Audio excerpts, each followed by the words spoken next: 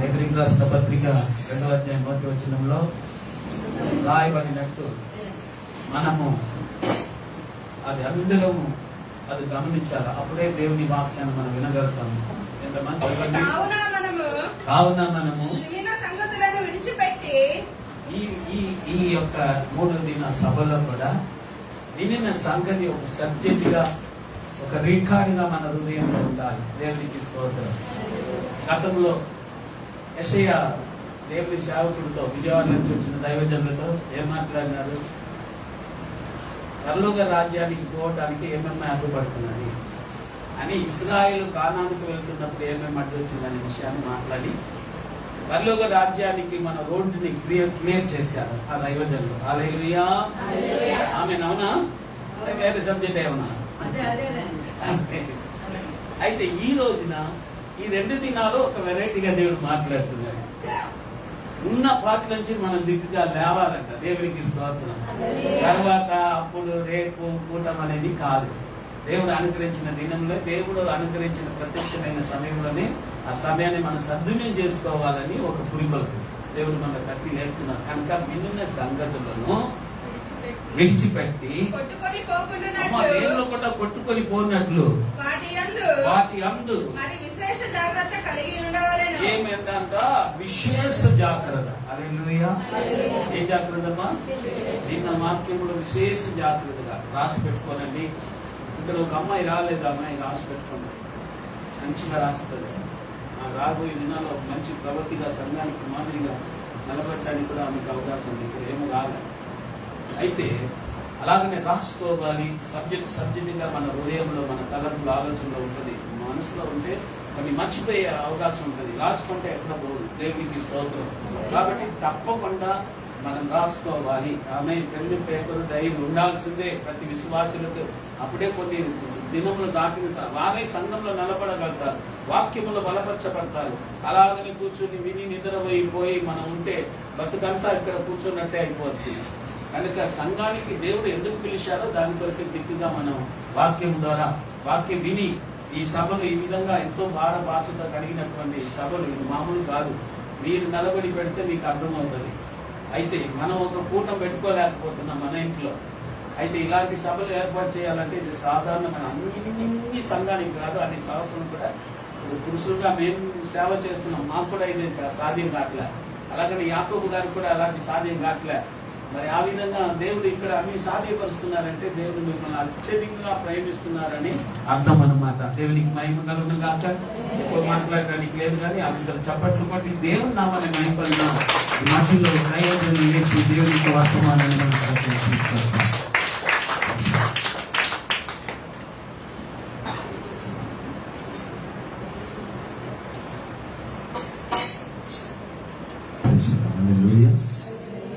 దేవుని పరిశుద్ధ నామానికి మహిమ కలుగును గాక. కూడి వచ్చిన మీ అందరికీ, దైవజనులకి, తల్లి వారికి యేసు నామములో నా వందనాలు నేను తెలియజేస్తున్నాను. హల్లెలూయా. మనం ఏమై ఉన్నామో ఆయన కృప వలనే ఉన్నాము. హల్లెలూయా. ఆయన కృప వలనే మనము దేవుని సన్నిధిలో మనకు సమకూడి ఉన్నాం, దేవుని ఆరాధిస్తున్నాం. ఆయన కృప వలనే మనము దేవుల్లో బలపడుతున్నాం. కనుక ప్రతిసారి ప్రతి క్షణము మనం తలంచుకోవలసినది ఒకే ఒక కార్యం, నీ కృప వలనే ఇదన్నీ జరుగుతుంది. హల్లెలూయా. ఆయన కృప గనుక మన మీద, మన పరిచర్య మీద, మన పిల్లల మీద, మన జీవితంలో లేకపోతే మనము ముందు సాగలేము. ఎందుకంటే ఆయన కృపే మనని బలపరిచి, మనని ధైర్యపరిచి నిలబడుటకు, దేవుళ్ళు బలపడుటకు మనకు నేటి వరకు సహాయం చేస్తుంది. హల్లెలూయా. మంచిది. ఈ 3 దినము సభల్ని బట్టి దేవుని స్తుతిస్తున్నాను. మొదటి రోజు ఉదయము, అలాగనే రాత్రి దేవుడు ఆశీర్వదించి, ఈ 2వ రోజు కూడా దేవుని సన్నిధిలో మన అందరూ కనబడుటకు, పాడుటకు, దేవుని స్తుతించుటకు దేవుడు మనకి కావలసిన కృపని, అభిషేకముని దయచేశాడు. హల్లెలూయా. మంచిది. ఈ 3 రోజు సభని ఒక సభలుగా వరకు మీరు చూడకూడదు. ఈ 3 రోజు మీటింగ్స్ ని ఇప్పటి వరకు సంవత్సరంలో 2, 3 ఎన్నో మంచి మీటింగ్స్ జరుగుతూ ఉంటాయి కనుక అటువంటి మీటింగ్స్ మీరు చూడకూడదు. కొంచెం ఆ తలంపు నుంచి ఒక మెట్టు ముందు రావాలి. నేను మీకు ఈ 3 రోజులు కూడా పరిచర్య చేస్తున్నాను, వాక్య పరిచర్య చేస్తున్నాను. ఒక సంఘాన్ని దృష్టిలో పెట్టుకొని, మీ యొక్క ఆత్మీయ జీవితాన్ని దృష్టిలో పెట్టుకొని, అంతవరకు కాకుండా సంవత్సరం చివరికి మనం వచ్చి ఉన్నాం కనుక నూతన సంవత్సరంలో ఒక నెలలో తర్వాత మనం నూతన సంవత్సరంలో మనం అడుగు పెట్టబోతున్నాం కనుక ఈ సంవత్సరం అంతా మనం నడుచుకున్న విధానముని ఈ 3 రోజుల్లో మనము పరిశోధన చేయాలనే ఉద్దేశంతో నేను మీతో మాట్లాడుతున్నాను. కనుక ఈ 3 రోజుల మీటింగ్ ని ఒక మీటింగ్ తో పాటు నూతన సంవత్సరం కొరకు ఒక సిద్ధపాటు కూడికగా కూడా మీరు భావించాలి.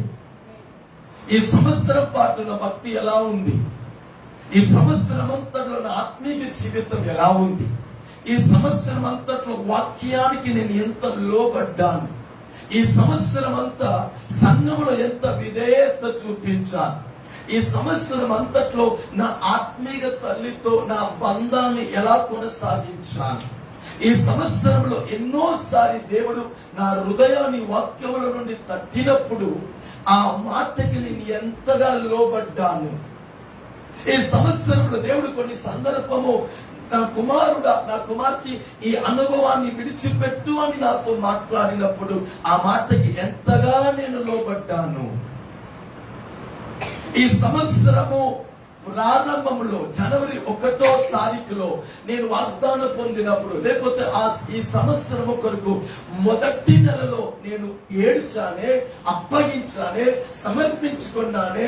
దేవా, 2025వ సంవత్సరంలో నేను ఇలా ఉంటాను ప్రభువా, ఇలా నడుచుకుంటాను ప్రభువా, దీని వలన నేను మహిమపరుస్తాను ప్రభువా అని తీర్మానం తీసుకున్నామే.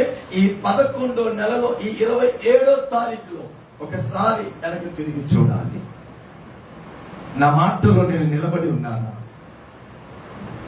నా మాటలో నేను నిలబడి ఉన్నానా? నా తీర్మానంలో నేను నిలబడి ఉన్నానా? మనుషుల ముందు కాదు, దైవజనుల ముందు కాదు,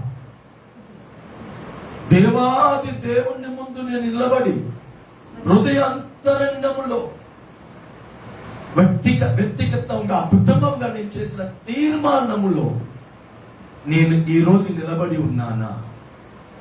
ఈ 11 నెలల పాటు నా వలన దేవునికి ఎంత మహిమ కలిగింది, నా వలన దేవునికి ఎంత మహిమ కలగలేదు, నా వలన దేవునికి ఎంత సంతోషం కలిగింది, నా వలన దేవునికి ఎంత బాధ కలిగింది.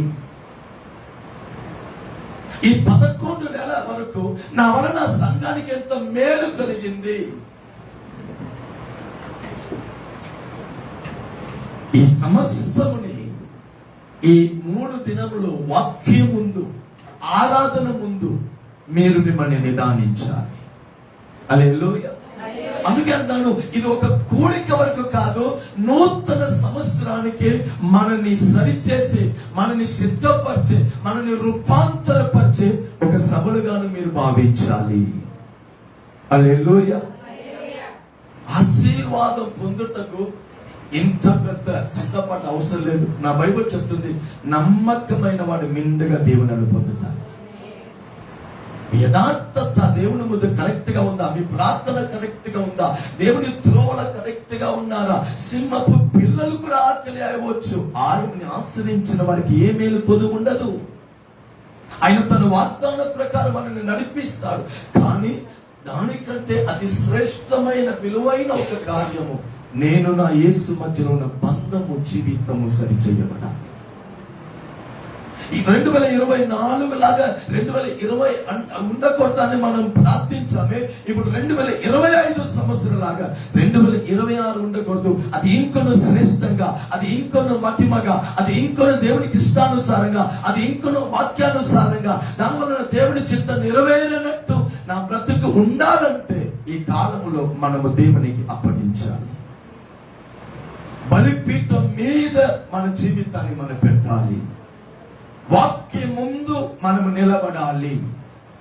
ఆయన ప్రసన్నత మనని తాకుటకు, ఆయన పరిశుద్ధ అగ్ని నాలో ఉన్న చెత్త, నాలో ఉన్న వ్యర్థమైన కార్యాన్ని కాల్చుటకు నేను బలిపీఠం మీద ఎక్కాలి.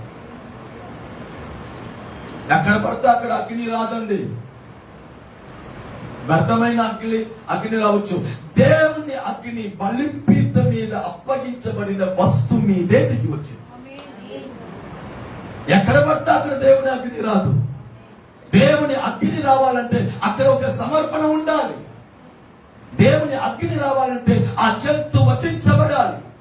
దేవుని అగ్ని దిగి రావాలంటే ఆ వధించబడిన ఆ జంతు మాంసము ముక్కలు ముక్కలు చేయబడాలి. దేవుని అగ్ని దిగి రావాలంటే ఆ ముక్కలు ముక్కలు చేయబడిన ఆ జంతు ఆ మాంసం బలిపీఠం మీద ఉన్నట్టు పెట్టాలి.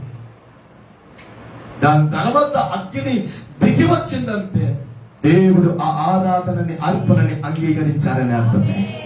హల్లెలూయా. కనుక సిద్ధపాటు, కనుక నేను కడగబడుటకు ఈ కాలంలో నేను ఏం చేయాలో, ఈ 3 రోజుల సభల కొరకే అనుకోవద్దు. ఈ కాలంలో సభలు అయిపోయిన తర్వాత బలిపీఠం నుంచి మీరు వినిన వాక్యాన్ని ఈ కాలంలో ఒక సమయం మీరు సిద్ధపరచుకొని ఆ సమయం ముందు మీరు సిద్ధపడాలి, ప్రార్థించాలి. ఇంట్లో ఒక సమయాన్ని మీరు సిద్ధపరచాలి. ఆ సమయంలో వాక్యం ముందు మీరు ఏడవాలి, ఉపవాసించాలి, అప్పగించుకోవాలి. దేవా నన్ను కడగండి, దేవా నాతో మాట్లాడండి, దేవా నన్ను మర్చిపోయిన కార్యాన్ని నాకు గుర్తు చేయండి, నా పొరపాటు నాకు తెలియచేయండి, ఆయాసకరమైన కార్యం ఏదైనా నాలో ఉంటే నన్ను సరిచేయండి, జీవ మార్గంలో నడిపించదని దావీదు భక్తుడు ప్రార్థించినట్టు ఈ కాలంని మనము ఈ కోణములో మనము దేవుని ముందు కనబడేటప్పుడు నూతన సంవత్సరము మన ఊహకి మించిన విధంలో మహిమగా మార్చబడతాయి. హల్లెలూయా. కనుక మీటింగ్ వలన మీరు తృప్తి అవ్వకూడదు. దేవుడికి కావాలి మన జీవితంలో ఆయన కోరుకున్న మార్పు.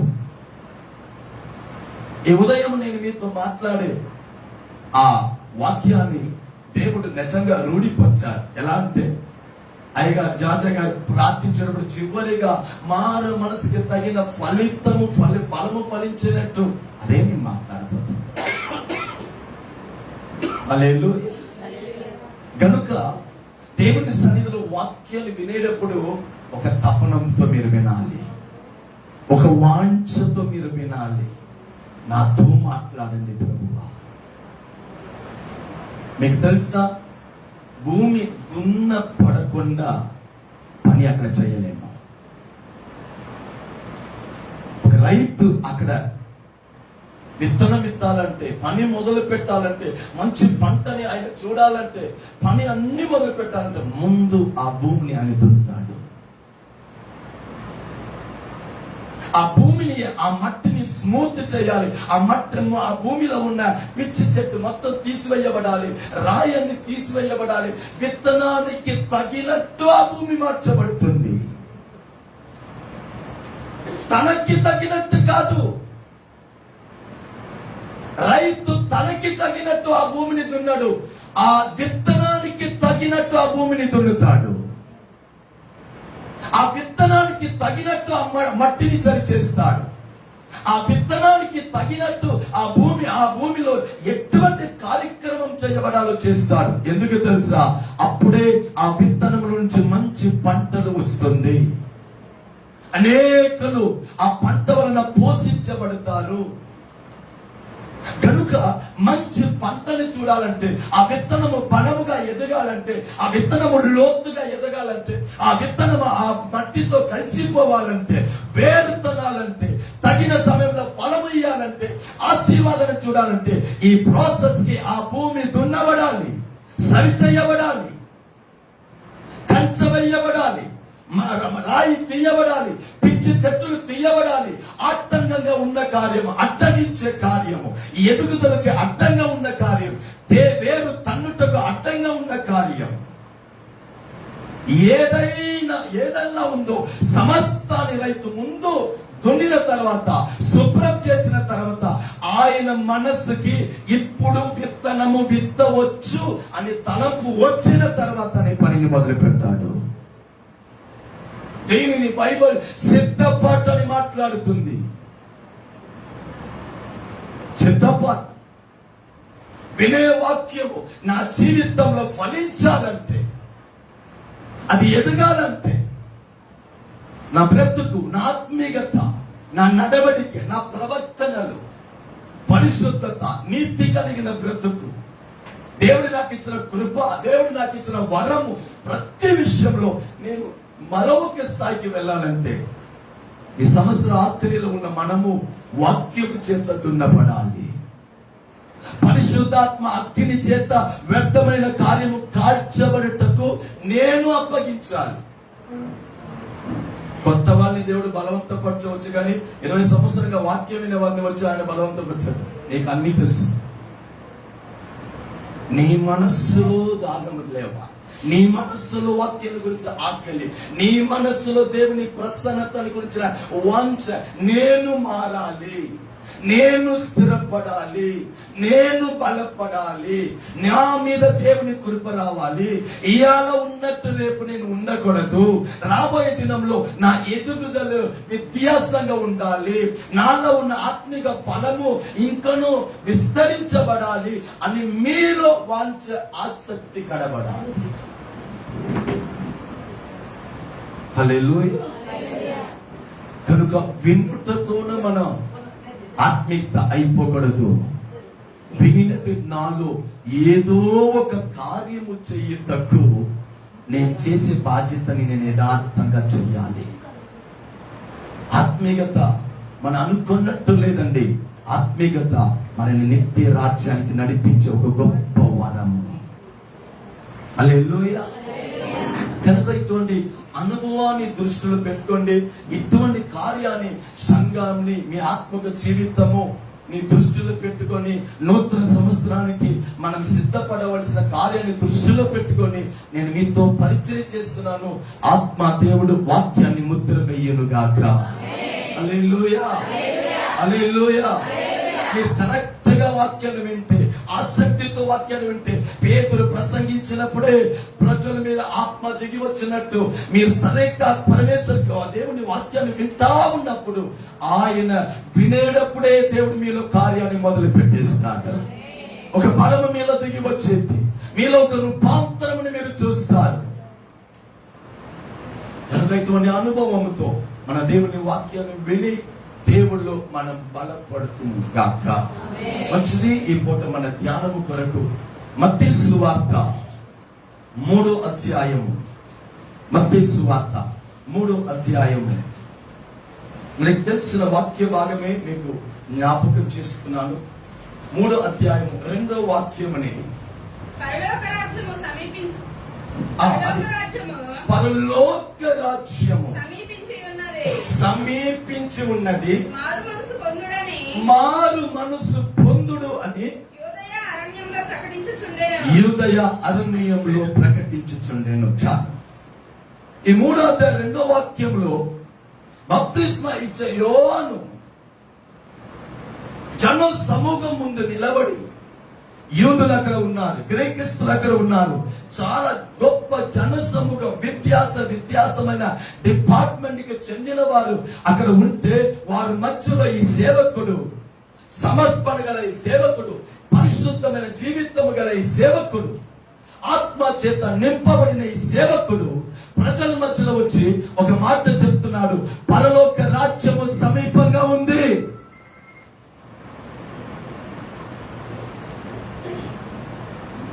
పరలోక రాజ్యము సమీపంగా ఉంది.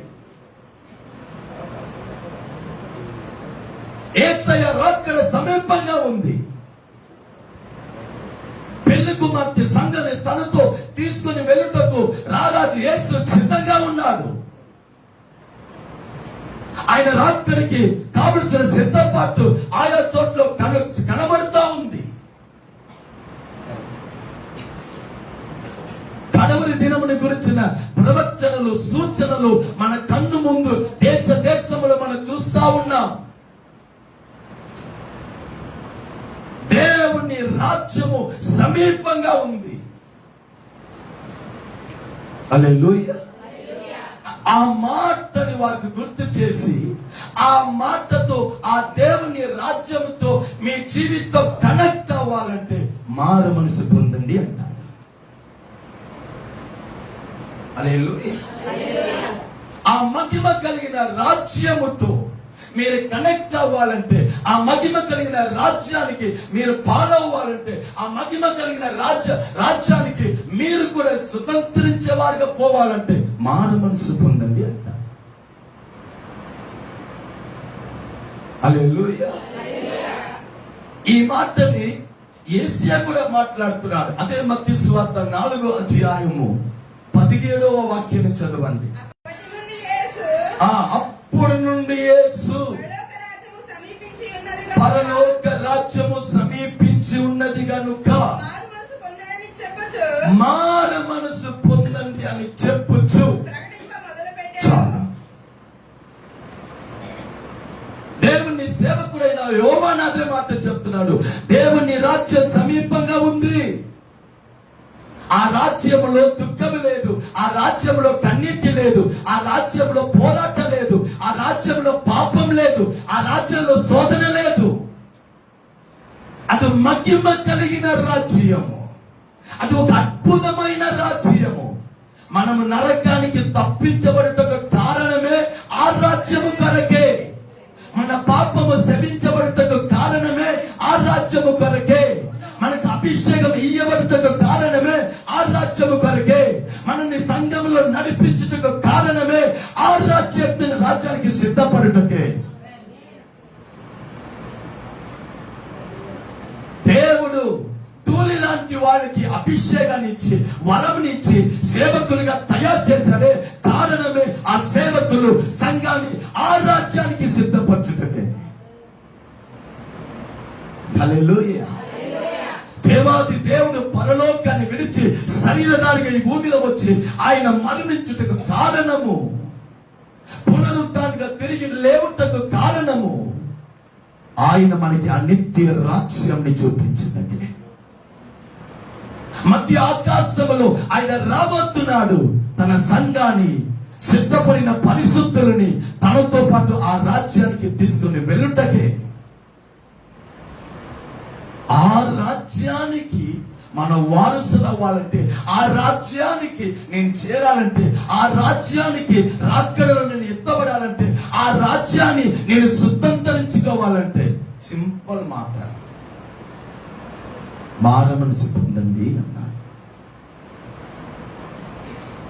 మారు మనసుని దేవుని రాజ్యంతో కనెక్ట్ చేస్తున్నాడు. ఈ మాట వినేటప్పుడు మీరందరూ చెప్తారు మేము మారు మనసు పొంది. ఒకళ్ళు అంటారు నేను 15 సంవత్సరం అయిందండి, మరొకరు అంటారు 18 సంవత్సరం అయిందండి, మరొకరు అంటారు 21 సంవత్సరం అయిందండి మీరు మారు మనసు పొందాము అంటే 100% గ్యారంటీ ఆ రాజ్యము మాదే. హల్లెలూయా. ఎందుకంటే బైబిల్ చెప్తుంది మారు మనసు పొందండి, పరలోక రాజ్యం సమీపంగా ఉంది. అంటే నేను మారు మనసు పొందాను, బల్లలో చేయి వేస్తున్నాను, ఆమేన్, ఆరాధనకు వస్తున్నాను, మంచిది, పాటలు పాడుతున్నాను, మంచిది, కానికేస్తున్నాను, దశభాగిస్తున్నాను, మంచిది, పరిచర్యకి సహకరిస్తున్నాను, మంచిది. అంటే నేను మారు మనసు పొందాను కనుక ఇటువంటి కార్యక్రమం నేను చేస్తున్నాను కనుక నేను ఆ రాజ్యానికి ఏంటంటే వారసుడు అంటున్నాను, మంచిది. మారు మనసు పొందండి అన్నాడే కానీ అక్కడ ఫుల్ స్టాప్ పెట్టలేదుగా. చాలా మంది తలబట్లు వేసుకున్నారు, చాలా మంది మాల వేసుకుంటారు, చాలా మంది ఇక్కడ ఏదో సిలువ చూపించన్నాడు, నేను కూడా మారు మనసు పొందాను అంటున్నాను. నా బైబిల్ చెప్తుంది పరలోక రాజ్యం సమీపంగా ఉంది, మారు మనసు పొందండి. అంటే మారు మనసు పొందిన అనుభవం అంటే అదే మత్తయి సువార్త 3:8 యేసయ్య చెప్పే కార్యం చూడండి. అబ్రహాము మాకు తండ్రి అని మీలో మీరు చెప్పుకొన తలంచవద్దు. దేవుడు 8వ వాక్యం మారు మనసుకు తగిన ఫలము ఎన్న వాక్యం? మత్తయి సువార్త 3:8 మారు మనసుకు తగిన ఫలము ఫలించుడి. మారు మనస్సుకు తగిన ఫలము ఫలించుడి. ఎక్కడండి పొరపాటు వస్తుంది? అందరూ మారు మనసు పొందారు, చాలా మంది బాప్తిస్మా పొందారు, వాక్యం వింటున్నారు, సంతోషమే, మంచిదే. కానీ ఆ సరి అయిన మారు మనసుకి ఏంటండి బైబిల్ చెప్తుంది? ఫలము. ఫలము. నువ్వు మారు మనసు పొందావంటే నీ ఫలము కనబడాలిగా. యేసే అన్నాడు, మంచి చెట్టు చెడ్డ ఫలముని ఇయ్యదు, చెడ్డ చెట్టు మంచి ఫలముని ఇయ్యదు. చెట్టు వలన కాయ ఎటువంటిది, ఫలం ఎటువంటిది మనకు అర్థమైపోయింది. ఒక వ్యక్తి ఎవరు, ఆ ఫలముతో అర్థమైపోయింది. మారు మనసు పొందారు. ఒకప్పుడు ఈ మనస్సు లోకముతో కలిసిపోయింది, ఇప్పుడు లోకంలో నుండి ఈ మనస్సు యేసే వైపు తిరిగిందిగా. ఒకప్పుడు ఈ మనస్సు లోకముతో, పాపముతో, దుష్టత్వముతో, అన్యాయముతో, చెడ్డ కార్యముతో, ఈ బ్రతుకు నడుచుని చీకటితో, అబద్ధముతో, తిరుగుబాటుతో, ఎన్నో రహస్య కార్యము పాపంతో ఈ మనస్సు నడుచుంది, జీవించింది. కల్వారి ప్రేమ యేసయ్య నా జీవితంలో వచ్చిన తర్వాత, సువార్త నన్ను దర్శించిన తర్వాత నా మనస్సుని దేవుడు మార్చాడు. రక్షించబడ్డా. యేసయ్య సొంత రక్షకుడు అంటున్నాంగా, యేసయ్య దేవుడు అంటున్నాంగా, యేసయ్య నా కొరకు ప్రాణం ఇచ్చారని మనం చెబుతున్నాంగా. యేసయ్య లేకపోతే నా బ్రతుకు అయిపోయేది అని అంటున్నాంగా. నేను బ్రతికి ఉన్నానంటే యేసయ్య దయ వలనే, నేను ఈ ఆశీర్వాదం పొందానంటే యేసయ్య దయ వలనే, నా పిల్లలు బాగున్నారంటే యేసయ్య దయ వలనే, ఇవాళ నా సమృద్ధిలో ఉన్నానంటే ఆయన దయ వలనే. అన్ని విషయంలో ఆయన దయ, ఆయన దయ, ఆయన అద్భుతం అంటున్నారే. అంత గొప్ప అద్భుతం చేసిన దేవుణ్ణి నీ జీవితంలో ఫలముని ఎదురు చూస్తున్నాడు. మార మనసుకు తగిన ఫలము. బైబిల్లో ఆశ్చర్యమైన ఒక కార్యం ఉందండి. ప్రకటన గ్రంథంలో 2వ అధ్యాయం 3వ అధ్యాయంలో 7 సంఘాల గురించి బైబిల్ మాట్లాడుతుంది. ఎఫెసు సంఘం నుంచి 7వ సంఘం, లవోదిక సంఘం, 7 సంఘం. ఈ 7 సంఘంలో దేవుడు వ్యత్యాస కోణంలో ప్రత్యక్షమవుతాడు. ఎఫెసు సంఘంలో బైబిల్ మాట్లాడుతుంది, 7 దీప స్తంభము మధ్యలో సంచరించుచున్నవాడు చెప్పుచున్నది ఏమనగా, ఎఫెసు సంఘానికి తనని ఎలా బయలుపరుస్తున్నాడు? 7 దీప స్తంభం మధ్యలో సంచరించుచున్నవాడుగా. ఇలా ఒక్కొక్క సంఘంలో, ఒక్కొక్క అనుభవంలో ప్రభు ప్రత్యక్షమవుతున్నాడు, తనని బయలుపరుస్తున్నాడు, వాగ్దానం చేస్తున్నాడు. కానీ 7 సంఘంలో 5 సంఘం దగ్గర ఆయన చెప్పే మాట, మారు మనసు పొందండి. ఈ 7 సంఘము ఏషియాలో ఉంది, సాధారణ సంఘం కాదు, వరము పొందిన సంఘము, సేవకులు ఉన్న సంఘము, పరిచయం జరుగుతుంది, కృపావంతం వరం పొందిన వారు. ఆ సంఘంలో దేవుడు ప్రత్యక్షమయ్యాడు. ఆ సంఘం వలన సువార్త వ్యాపించింది. ఆ సంఘం వలన అనేకులు రక్షించబడ్డారు. ఆ సంఘం వలన దేవుని రాజ్యానికి మహిమ కలిగింది. ఈ సంఘంలో ఓర్పు కనబడుతుంది, తగ్గింపు కనబడుతుంది, పరిశుద్ధతలు కనబడుతుంది, పరిశుద్ధత కనబడుతుంది, సేవ కనబడుతుంది, అభిషేకం కనబడుతుంది, దేవుని కొరకు భక్తి వైరాగ్యం చూపించిన అనుభవాలు కనబడుతుంది. ఈ సంఘంలో కొందరు రక్త సాక్షిగా యేసేకు కూడా మరణించిన వారు కూడా ఉన్నారు. చరిత్రాన్ని సృష్టించిన సంఘము, ఉపద్రవంలో నిలబడిన సంఘము, పిలుపులో నిలబడిన సంఘము, అబద్ధ బోధకులు సేవకుల్ని సులువుగా కనిపెట్టే సంఘము. అపోస్తులు లేని వారు తనను అపోస్తులు అని చెప్పగా వీళ్ళు అబద్ధ అపోస్తులని సులువుగా పట్టేవాళ్ళు. ఇటువంటి జ్ఞానము, కృపావరము పొందిన సంఘమే. మైనమైన మారు మనసు పొంది సంఘానికి వచ్చి ఆరాధనలో కూర్చోండి, వాక్యం విని వెళ్ళిపోతున్నా వాళ్ళు దీనికంటే ఎన్నో రెట్లుగా, ఎన్నో ఆత్మిక అనుభవంలో ఎదిగిన వాళ్ళు. ఆ సంఘాన్ని గురించి 7 సంఘంలో 5 సంఘాన్ని గురించి దేవుడు అంటున్నాడు. ఎఫెసీయుల 2వ అధ్యాయం 5వ వాక్యం చదవండి.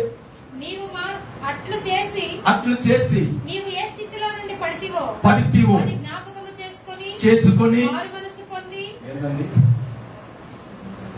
7 ఎఫెసు సంఘములో సంచరించాడంట.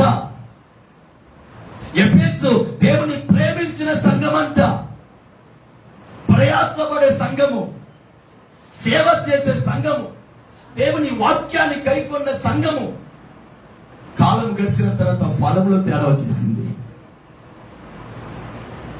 బైబిల్ చెప్తుంది, ఎఫెసు సంఘమా, నువ్వు నన్ను ప్రేమించావు, సేవ చేశావు, నన్ను కనపరిచావు, నీ మధ్యలో నేను సంచరించాను,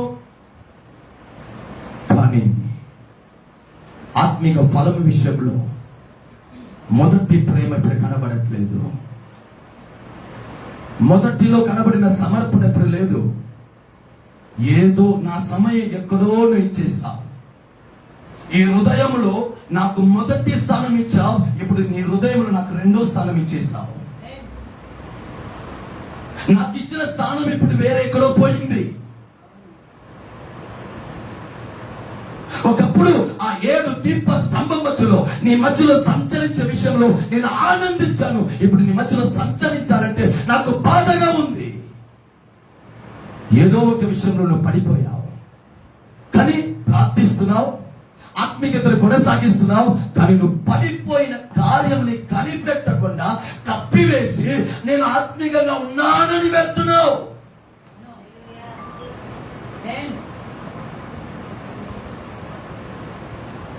పడిపోయిన సంఘం, మరలా నీ ప్రేమ నాకు కావాలి, మరలా నేను నీ మధ్యలో సంచరించి నేను మహిమ పొందాలంటే పడిపోయిన కార్యాన్ని గుర్తు చేసి మార మనసు పొందావు. మరలా నీ మనసు నా వైపు తిప్పాలి, మరలా నీ మనసు నాకు మొదటి స్థానం ఇయ్యాలి, మరలా నీ యందు నేను ఆనందించాలి, మరలా ఆ ప్రారంభంలో కనబడిన ఆ ఆత్మ ఫలము మరలా నేను నీలో చూడాలి. ఎఫెసు సంఘము మార మనసు పొందు. ఈ బలహీనత దేని వలన వచ్చింది కనిపెట్టు. ఈ ఫాల్ట్ దేని వలన వచ్చింది, ఈ నిర్లక్ష్యణ దేని వలన వచ్చింది, ఈ కృపలో నువ్వు పడిపోవడానికి కారణం ఏమిటి కనిపెట్టు. అందుకే సిద్ధపాటు, అందుకే ఆత్మ దేవుడు మనలో కార్యం చేయుట. చిన్న విషయాన్ని అప్పుడే కనిపెట్టేస్తే మంచిదండి. అది వేరు లోతుగా పోయి చెట్టుగా మారింది అనుకోండి, కష్టం. ఎఫెసు సంఘం అంటున్నాడు, నీ ప్రయాసం నాకు తెలుసు, నీ పరిశ్రమ నాకు తెలుసు, నీ సేవ నాకు తెలుసు, నీ ప్రేమ నాకు తెలుసు, కానీ మార మనసు పొందు.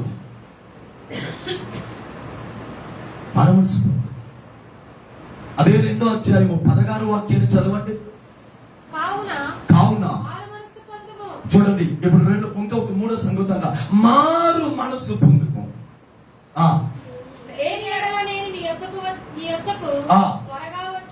త్వరగా వచ్చి ఖడ్గము చేత నాకు భయం ఉంది మాటకి. చూడండి, ఆత్మీయతలో మనకి మాదిరిగా ఉన్న ఈ సంఘము 7 సంఘము చివరి కాలంలో ఏంటంటే ఈ ప్రపంచంలో ఎన్ని సంఘం ఉన్నా సమస్త సంఘానికి ఈ 7 సంఘమే మాదిరి.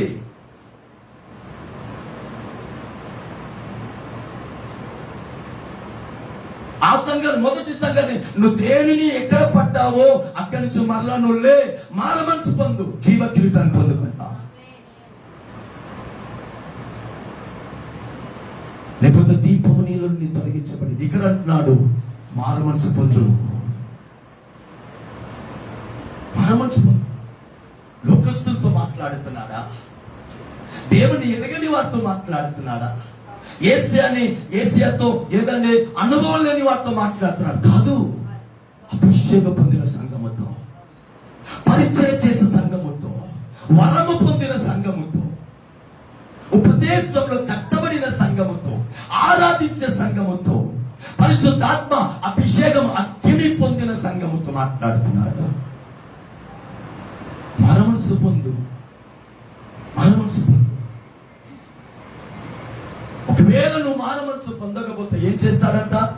నా నోట్ల నుండి వచ్చే ఖడ్గము చేత యుద్ధము చేస్తాడు. యుద్ధం చేస్తాడు. ఏవండి, ఒక వ్యక్తి మీకు విరోధంగా వచ్చాడంటే ఆ వ్యక్తి కంటే పెద్ద వ్యక్తి దగ్గర మీరు వెళ్ళవచ్చు.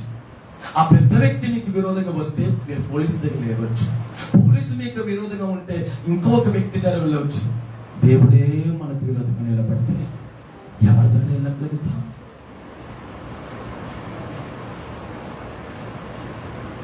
ఏ దేవుడు మన కొరకు, ఈయన సంఘము కొరకు పరలోకం నుంచి దిగి వచ్చాడో, ఏ దేవుడు మన కొరకు ప్రాణం ఇచ్చాడో, పరిశుద్ధాత్మనిచ్చాడో, ఇన్ని ఆశీర్వాదాలు అద్భుతం చేశాడో, ఆయన బాధపడుతున్నాడు. నువ్వు కనుక మారమనసు పొందకపోతే, నీ అలవాటును మార్చుకోకపోతే,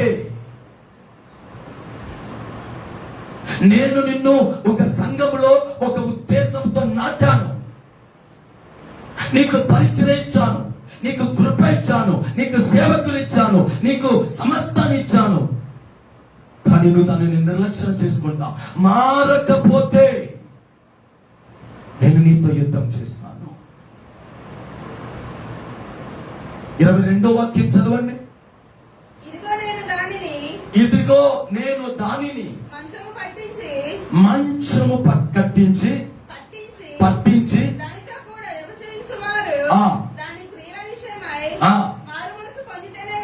మరలా ఇంకొక సంగతితో మార మనసు పొందితే కానీ వారిని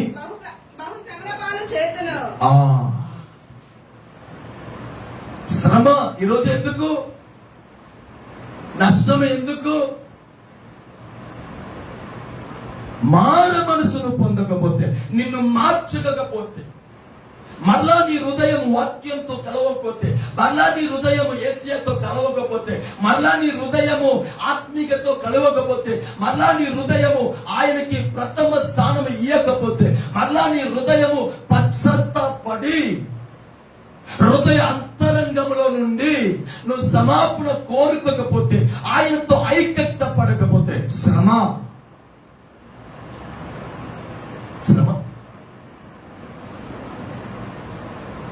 ఆత్మీయతలో, కృపావరములో, అభిషేకంలో శిఖరానికి చెందిన సంఘముతో మాట్లాడుతున్నాడు.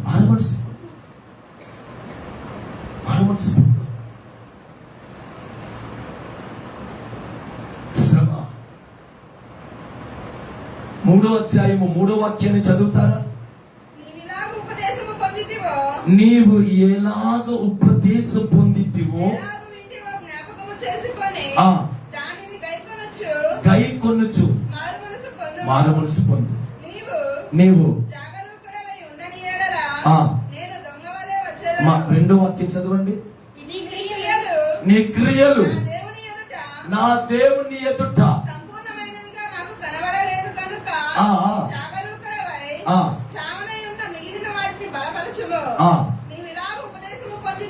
మొదటి వాక్యం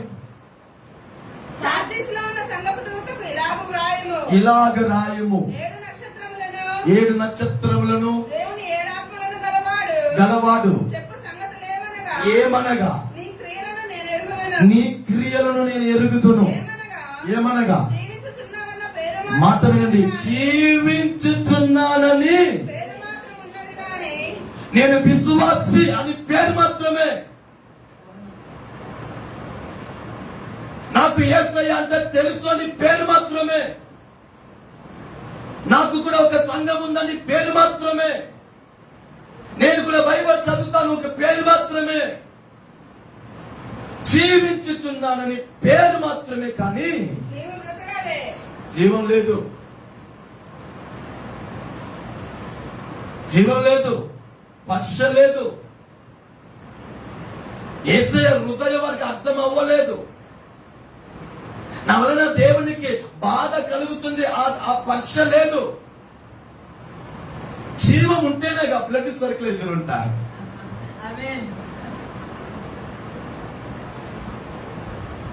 జీవించుచున్నాను మాత్రం పేరు మాత్రమే. అదే జీవం లేదు. హల్లెలూయా. పేరు మాత్రమే దేవుడు చూసి చూసి చూసి అంటున్నాడు, జీవించుచున్నానని పేరు మాత్రమే. ఎన్ని రోజు పేరు మీద నువ్వు బ్రతుకుతావు?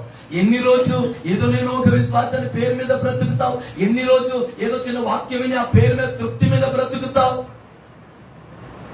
ఎన్ని రోజు పై పై భక్తి మీద బ్రతుకుతావు? ఎన్ని రోజు యేసే నాతో ఉన్నాడని నీవే ఊహించి బ్రతుకుతావు?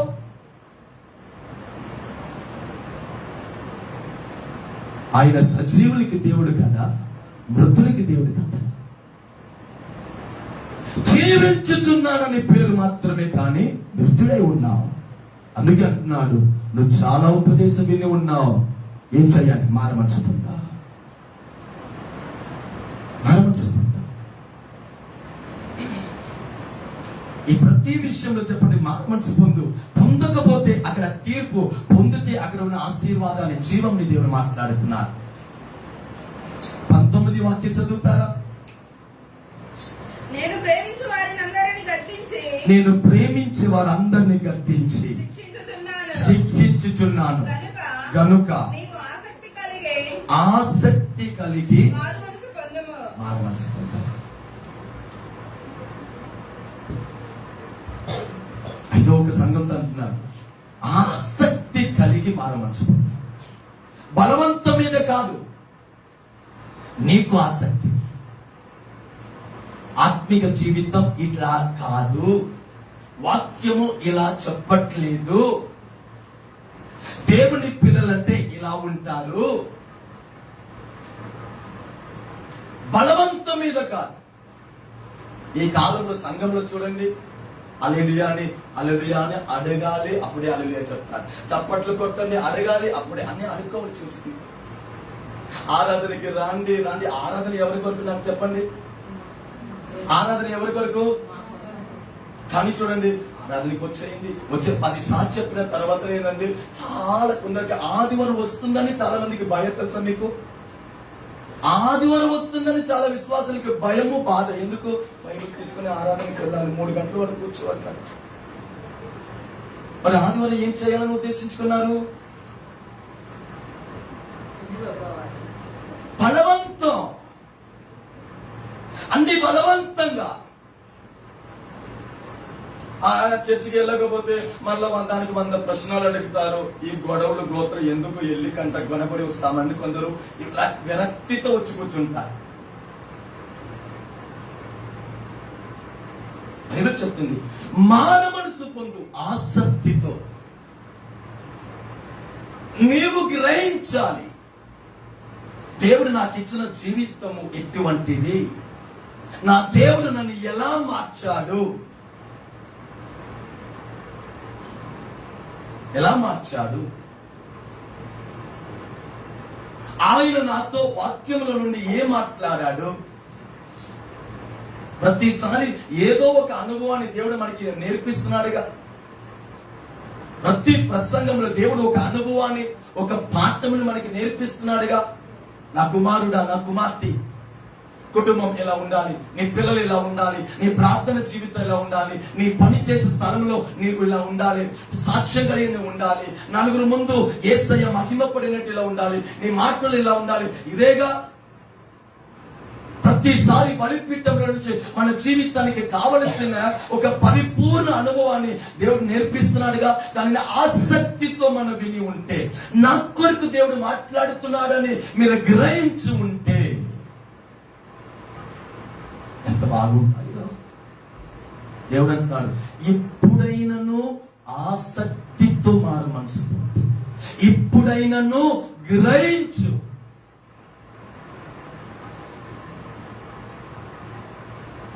కొన్ని విషయంలో నేను చాలా స్ట్రిక్ట్గా ఉంటాను. పరిచర్య సంఘ విషయం,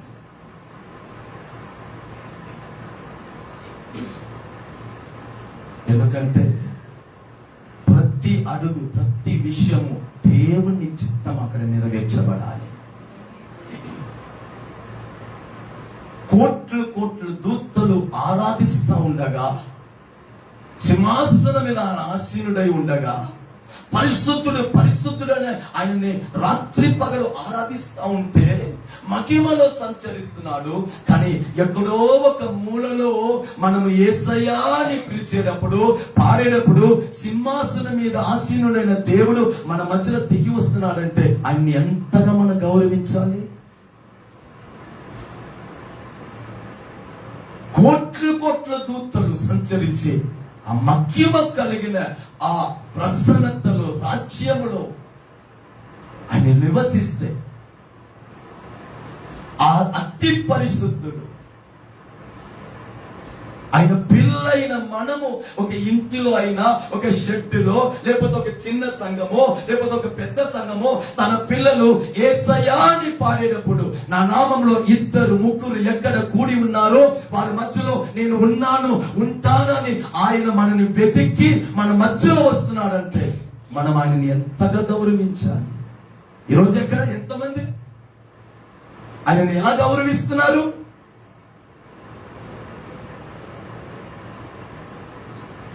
సంఘములో ప్రతి అడుగు ఆయనకి గౌరవం అయ్యాలి కదా. మన నాలికల నుంచి వచ్చే పాట వలన ఆయనకి మహిమ అయ్యాలి కదా. మన చప్పట్ల వలన ఆయనకి మహిమ అయ్యాలి కదా. మన కూర్చున్న విధానము దేవునికి మహిమ అయ్యాలి. తెలుసా మీకు?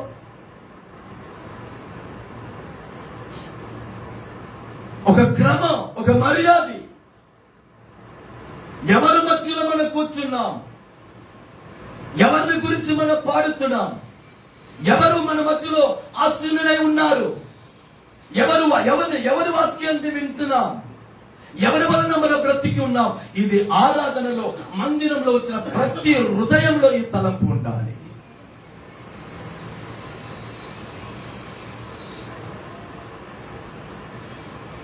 అంత గొప్ప దూతలే 2 రెక్కలతో తన ముఖముని కప్పుకొని, 2 రెక్కలతో తన పాదంని కప్పుకొని, 2 రెక్కలతో ఎగురుతూ సైన్యములకు అధిపతి అయిన యెహోవా పరిశుద్ధుడు పరిశుద్ధుడు పరిశుద్ధుడు అని అంత భయముతో వణుకుతూ ఆయనని సేవిస్తే, ఆరాధిస్తే, ఈరోజు ఏందండి ఆరాధన?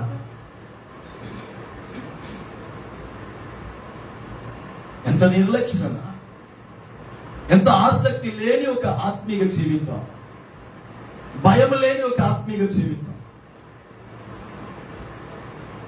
పాటలకు ముందు 2 ముగ్గురు, పాటల మధ్యలో ఒక 5 6 పాటలు అయిపోయిన తర్వాత ఒక 10 మంది, ప్రసంగ టైంలో ఇంకా కొందరు, ప్రసంగ మధ్యలో ఇంకొక బ్యాచ్, ప్రసంగ ముగింపులో చివరిగా ఒక బ్యాచ్ వస్తారు. వీళ్ళందరికంటే మరి గొప్ప ధన్యులు నా ప్రాణమా యెహోవా చెప్పేటప్పుడు కూడా వచ్చేవాళ్ళు ఉన్నారు.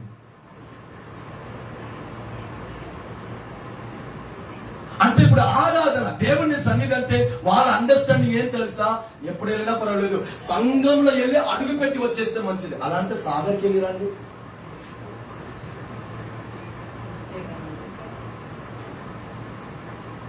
అక్కడ పిడుగురాళ్ళలో, విజయవాడలో ఏదో ఒకటి ఉంది అంటారు, వేలంగని ఒకటి ఉంది, ఇటు సాగర్ ఆడ వెళ్ళి అలా అడుగు పెట్టి, ఎప్పుడు మీరు మధ్యరాత్రి 3కి వెళ్ళినా కూడా పర్వాలేదు, అడుగు పెట్టి రావచ్చు.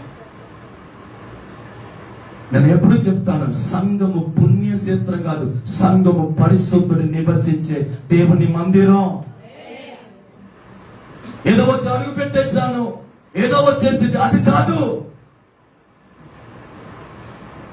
సంఘము కూడి రావుట అంటే అక్కడ దేవునికి ఇచ్చే మహిమ మన వలన ఇయ్యబడాలి. దేవుడు అక్కడ నివసించి ఆనందించాలి.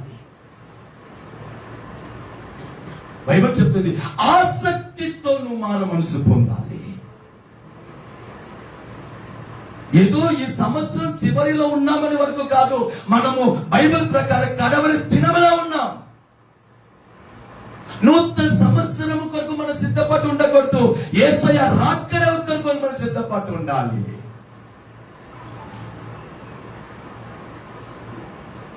ఆసక్తితో, ఒక బలవంత చేత కాదు, ఆసక్తితో, వాంఛ కలిగి, నీ బ్రతుకు వలన, ఈ జీవితం వలన నా యేసయ్య మహిమ పొందాలి. గడాంధకారంలో జీవించిన వాడు కదా, శాపంలో జీవించిన వాడు కాదా, లోకంలో జీవించిన వాడు కాదా, అందరి వలన తునీకరించబడిన వాడు కాదా, చెత్తకి సమానంగా బ్రతికిన వాడు కాదా. ఆయన కృప నన్ను దర్శించింది, ఆయన ప్రేమ నన్ను దర్శించింది, ఆయన నన్ను లేవనెత్తాడే, నాకు ప్రాణం పెట్టాడే, నాకు ఒక నూతన భవిష్యత్తు ఇచ్చాడే. ఇదన్నీ గ్రహించి ఆసక్తి ఆయన మారు మనసుకు తగిన దేవుని రాజ్యము సమీపంగా ఉంది. మారు మనసు పొందిన సంఘము దేవుని పిల్లలు మారు మనసులో తృప్తి పడకూడదు. కానీ ఆ మారు మనసుకి తగిన ఫలితం ఏమిటి? ఒక పోలీస్ ఆఫీసర్ అంటే ఆ పోలీస్ కి తగిన గుణగణాలు కనబడతాయా? ఒక కలెక్టర్ అంటే కలెక్టర్ కి తగిన ఒక ఆ స్వభావం ఉంటాయిగా. ఒక రైల్వే డిపార్ట్మెంట్ అంటే ఆ రైల్వేకి సంబంధించిన అనుభవాలు వారి దగ్గర ఉంటాయిగా. ఒక డాక్టర్ అంటే ఆ డాక్టర్ కి తగిన ఆ స్వభావము, ఆ అనుభవాలు ఏంటండి, ఆ క్రియలు వారి దగ్గర కనబడతాయిగా. బైబిల్ మాట్లాడుతుంది, నువ్వు దేవుని బిడ్డ అయితే ఆ దేవుని బిడ్డలో ఉండవలసిన ఫలము ఎక్కడ?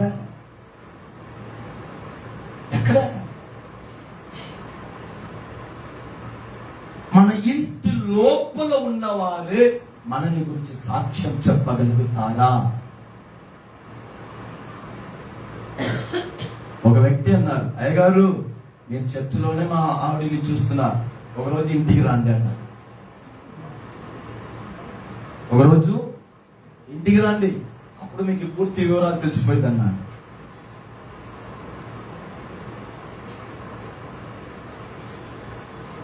ఇంటిలో ఉన్నవా? మూడో ప్రపంచ యుద్ధాన్ని కూడా ఆపివేయవచ్చు. అత్త కోడలు గొడవని ఆపేయాలి. ఇప్పటి వరకు కొనసాగుతుంది. చరిత్రలో గొప్ప యుద్ధం అది. మూడో ప్రపంచ యుద్ధం కూడా ఒక 5 నెలలు 6 నెలలు 7 నెలలు ఎట్టో ఒకటి ఎవరు సమాధానపరచవచ్చు. కానీ ఈ గొడవలు ఆగిపోతారు, రాకలో వచ్చేసిందో ఏమో. ఎన్ని కుటుంబం అండి, ఐక్యత. ఆ చర్చలో ఉన్నారు. అందుకే నేను చూస్తున్నాను చెప్తున్నా. కోడలు లేనప్పుడు అత్త వచ్చి కోడలు గురించి నాకు కంప్లైంట్ చెప్పింది, మీరు చెప్పండి అయ్యా ఆమె ఏదయ్యా, నాకు తెలుసు ఈ మూలనే ఆమె పోయిందని. మళ్ళీ అక్కడ ఏదో ప్రార్థనకు వచ్చేటప్పుడు కోడలు కలిసింది, అన్న అత్తయ్య పెద్ద పెద్ద మీటింగ్ కూడా సక్సెస్ అయిందండి, వీళ్ళు కూడా సక్సెస్ అవ్వట్లేదు. దీని గురించి 40 రోజు ఉపవాసం ఉండి ఒక విశేష కృప పొందవలసి వస్తుంది. ఉన్నవారు లోపల ఇంట్లో 3 ఉన్నారు. ఒకరిని గురించి నా అత్త నాకు తల్లి లాంటి చెప్పగలుగుతారు, నా కోడలు నా కూతురు లాంటి చెప్పగలుగుతారు. భార్య తన భర్తని గురించి సాక్షి చెప్పగలుగుతుందా? భర్త తన భార్యని గురించి, ఈ ఇంట్లో ఉన్న పెద్ద బ్యాచ్ మొత్తం పిల్లలు సాక్షి చెప్పగలుగుతారా?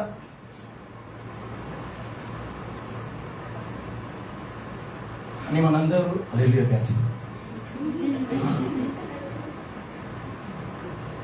హడావుడి మనమే. కానీ ఇంటిలో వారానికి 3 సార్లు యుద్ధాలు. మనసు పొందా సంఘానికి వెళ్తున్నా, వారం బలిపీఠం నుంచి నాకు ఇవ్వబడిన వాక్యాన్ని నేను ఆసక్తితో నా జీవితము కొరకు నేను వినలేదు. చాలా మంది ప్రసంగం భలే ఉందండి, చాలా డేంజర్ గా ఉండాలి. అదేంది భలే ఉందండి, చాలా సూపర్ గా చెప్పారండి, పాయింట్ బాగా నచ్చిందండి. ఏ పాయింట్ నచ్చింది? అదేండి, అదే ఏ పాయింట్ నచ్చింది అది చెప్పడు. ప్రసంగం చాలా బాగా ఉంది. నువ్వు ప్రసంగాన్ని నోట్ చేయవద్దు, ఎన్ని పాయింట్ అనేది నోట్ చేయవద్దు. ఎంతది అది ఎలా ఉంది, ఇది ఉంది. నీ హృదయాన్ని నా దేవుడు ఏ మాటతో దర్శించాడు, ఎక్కడ దేవుడు నిన్ను సరి చేశాడు, ఈ రోజు ఏ వాక్యము నిన్ను దేవుడి దగ్గర నడిపించింది, అది కాదా కావాలి. ఫలము చాలా ముఖ్యండి. దేవుని రాజ్యము సమీపంగా ఉంది. మార మనసు పొందిన సంఘము ఈ రోజు ఇంటిలో అయినా సమాజంలో అయినా అన్నిల ముందైనా సరే మనలో ఆత్మ ఫలము కనబడాలి. యేసుని నమ్ముకున్న మనలో యేసులో ఉన్న స్వభావము, ఆ బ్రతుకు, ఆ అనుభవాలు మన జీవితంలో మనం చూపించాలి. ఇంకా మీదట మనం చూపించకపోతే, మార మనసు పొందకపోతే, ఒక ఉపమానం నేను మీకు చెప్పి మనం ప్రార్థన చేసుకుంటాం. లూకా సువార్త 13వ అధ్యాయము ఈ అనుభవాన్ని గురించి మార మనసు పొందుటకు అవకాశం ఇచ్చి ప్రయాసపడి దానిలో ఫలితము ఫలితము కనబడకపోతే అనుభవాన్ని గురించి యేసయ్య ఒక అనుభవాన్ని మాట్లాడుతున్నారు. లూకా సువార్త 13వ అధ్యాయము 6వ వాక్యము. మరియు యేసయ్య వారితో ఈ ఉపమానము చెప్పెను. ఒక మనిషి ద్రాక్ష తోటలో ఏం చెట్టు నాటాడు? అంజూరపు చెట్టుని నాటాడు. ఇప్పుడు నాటాడు. ఆ ఫలం ఇచ్చే సమయంలో యజమానుడు ఫలమును కొయ్యటకు వచ్చాడు. ఏమీ దొరకలేదు. కానీ చెప్పండి, దొరకలేదు. గనుక అతడు ఇదిగో 3 సంవత్సరంగా ఈ అంజూరు చెట్టు కొరకు పండ్లు వెదకవచ్చుచున్నాను గాని, పండ్లు వెతుకుతా ఉన్నాను కానీ ఏమీ దొరకలేదు. దీనిని నరికివేయము. ఇప్పుడు యజమానుడు అంటున్నాడు, నరికివేయాలి. దీని వలన ఈ భూమి ఎలా వ్యర్థమైపోతుంది. వ్యర్థమైపోతుంది. దీన్ని తీసేస్తే ఇక్కడ వేరొక విత్తనము, వేరొక చెట్టు అయినా నాటవచ్చు కాదా అని యజమానుడు మాట్లాడుతున్నాడు. అంటే యజమానుడు సీరియస్ అయిపోయాడు. మీ అందరికి చెప్తున్నాను, ఆ యజమానుడు మీ ముందు సీరియస్ అయ్యే మునుపే మీరు ఏదో ఒక తీర్మానానికి రండి. ఏది అలా చూస్తున్నారు? ఆ యజమానుడు, తోట యజమానుడు ఒక తీర్మానానికి వచ్చారు. ఇంకా ఈ తోటలో, నా భూమిలో ఈ అంజూరపు చెట్టు ఉండకూడదు. తీసే, భూమిని పాడు చేస్తుంది, సమయం పాడవుతుంది, ప్రయాసము పాడవుతుంది, ఖర్చు పాడవుతుంది, తీసే అని ఒక తీర్మానానికి రాగా ముందు చదవండి. అయితే వాడు ఆ తోటలో ఒక పని మనిషి ఉన్నాడు. అయితే ఆ తోట పని మనిషి అయితే వాడు, అయ్యా నేను దాని చుట్టూ త్రవ్వి ఎరువు వేయి మట్టుకు పదిమిలాడుతున్నా. ఈ సంవత్సరం అయ్యా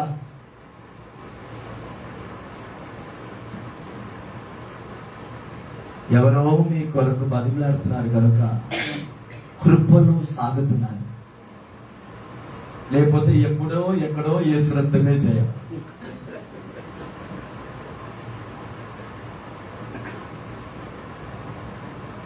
యజమానుడు ఒక తీర్మానానికి వచ్చేసాడు, వద్దు. ఈ మాట మీకు అర్థమైపోతే ఆత్మీయ జీవితం ఎలా బ్రతకాలి అది మీకు అర్థమైపోయింది. బ్రతుకుంటా కూడా మీరు ప్రారంభిస్తారు. యజమానుడు అంటున్నాడు, నరికివేయి. అక్కడ ఒక పని మనిషి వచ్చి అంటున్నాడు, అయ్యా ఒక సంవత్సరం అయ్యా నేను మరలా త్రోవి మరలా ఏం చేస్తాను? ఎరువు వేసి ఈ సంవత్సరం కూడా డిక్లేర్ చేశాడు. డేట్ డిక్లేర్ చేశాడు. ఈ సంవత్సరము కూడా ఫలించినా కొనసాగుతాం. సరే, లేది అనగా చెప్పాను. ఇదండి విషయం. దేవుని రాజ్యము సమీపంగా ఉంది. మార మనసు పొందిన దేవుని పిల్లలు ఆ మార మనసుకు తగిన ఫలితము, సాక్ష్య జీవితం, పరిశుద్ధ జీవితం ఫలితం అంటే ఏమిటి? సాక్ష్యము. ఫలితం అంటే ఏమిటి? పరిశుద్ధత, నీతి. యేసయ్యలో ఉన్న ఆత్మ ఫలము తగ్గింపు. నాలో పాపము ఉందని మీలో ఎవరైనా చెప్పగలుగుతారని యేసయ్య సమాజం ముందు నిలబడి సవాల్ విసరలేదా? అక్కడ ఉన్న పిల్లలు మొదలుకొని శాస్త్రుల వరకు ఎవరైనా ఒక్కరు నీ మీద పలానా తప్పు ఉందని చెప్పగలిగారా?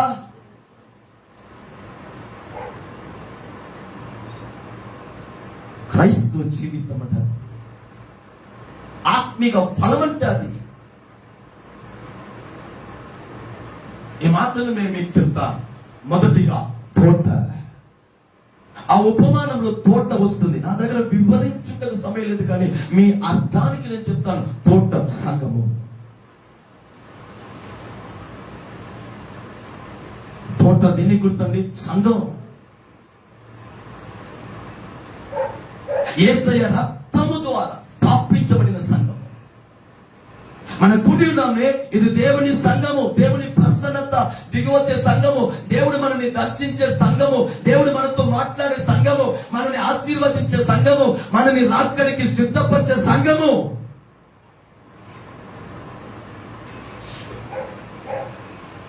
ఒక తోటలో చెట్టు ఎలా ఉండాలో అలా ఉండాలి. దేవుడు మనల్ని నాటిన సంఘములో మనం ఎలా ఉండాలో అలా ఉండాలి. దేవుడు మనని ఈ తోటలో ఉంచాడు. ఈ తోటలో మనము ఉపయోగపడే చెట్టుగా ఉండాలి. ఈ తోటలో ఫలమిచ్చే చెట్టుగా ఉండాలి. ఈ తోటలో యజమానుడు ఉపయోగపడినట్టు ఉండాలి. ఈ తోటలో మన వలన యజమానుడు ఫలముని పొందినట్టు ఉండాలి. కొందరు సంఘముతో కొన్ని అగ్రిమెంట్ ని ఫాలో చేస్తారు. చర్చికి వస్తాను, వాళ్ళ అగ్రిమెంట్. చర్చికి వస్తాను, కూర్చుంటాను, పాట తెలిస్తే పాడుతాను, తెలియకపోతే పాడను. మీరు ప్రసంగం చేసేటప్పుడు నాకు అర్థమైతే వింటాను, అర్థం అవ్వకపోతే నేను వినను, కానుక వేస్తాను, ముగింపు ప్రార్థన అయిన తర్వాత నేను వెళ్ళిపోతాను, మీరు నన్ను ఏ అడగకూడదు, నేను కూడా మిమ్మల్ని ఏ అడగను. ఇది వాళ్ళ అగ్రిమెంట్.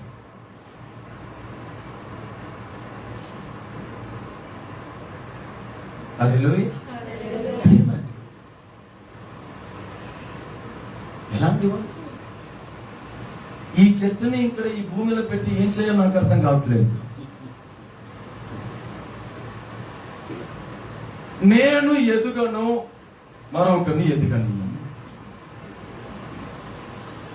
నేను పాడను, పాడేవాడిని కూడా పాడను. నేను సమయానికి రాను, రానేవాడిని కూడా నేను ఆపుతాను. ఈ చెట్టు వలన చెప్పండి ఏం చేయాలి? తోట, ఒక తోట ఉంది, సంఘము. నేను మాట చెప్పనా, దేవుని సన్నిధిని, సంఘాన్ని ఒక బిడ్డ ఎంతగా గౌరవిస్తాడు. అందుకే దావీదు అంటాడు, నేనైతే దేవుని మందిరంలో పచ్చని ఒలివ చెట్టు వలనే ఉన్నాను. దావీదు అంటాడు, దేవుని మందిరంలో ఒక పచ్చని ఒలివ చెట్టు వలనే ఉన్నాను. దేవుని మందసము కొరకు ఒక నివాస స్థలం కట్టే వరకు నా మంచు మీద నేను ఎక్కను, భవనంలో నేను నివసించను, సంతోషంగా ఉండను. నా దేవుని మహిమ నివసించుటకు ఉండుటకు నేను ఒక స్థలం కట్టి తీరుతాను. మందిరాన్ని గురించిన ఆసక్తి, దేవుని సన్నిధిని గురించిన ఒక వైరాగ్యం, వాంఛ, ప్రేమ. అందుకే ఎన్నోసారి పడిపోయిన కృపలో లేవనెత్తబడ్డాడు. సింహాసనం స్థిరపడింది. దావీదు కుమారుడని యేసయ్య పిలువబడుతున్నాడు. మామూలు విషయం కాదండి ఇదన్నీ. ఇటువంటి అనుభవంలో ఆయన సింహాసనం స్థిరపడిందే. దావీదు కుమారుడని యేసయ్య పిలువబడుతున్నాడే. ఇటువంటి కృపలో నిలబడుతున్నాడే. ఇటువంటి అనుభవాలు పొందుటకు ఏదో గత దినంలో దేవుడు ఆయన జీవితంలో చూసి ఉన్నాడు. సంఘాన్ని గురించిన ఒక వైరాగ్యం, ఆసక్తి. ఈ తోటని ఈ భూమిలో అన్నిటికంటే ఎక్కువ మీరు కనపరచు. నీ సంపాదన కంటే, నీ ఆస్తి కంటే, నీ ఇంటి కంటే, నీ జాబ్ కంటే, నీ బంధుమిత్రుల కంటే, ఈ భూమిలో నీ దగ్గర నీకు కనబడే విలువైన కార్యము కంటే నీవు కూడి వచ్చే సంఘముని పరలోకంలాగా నువ్వు ప్రేమించు.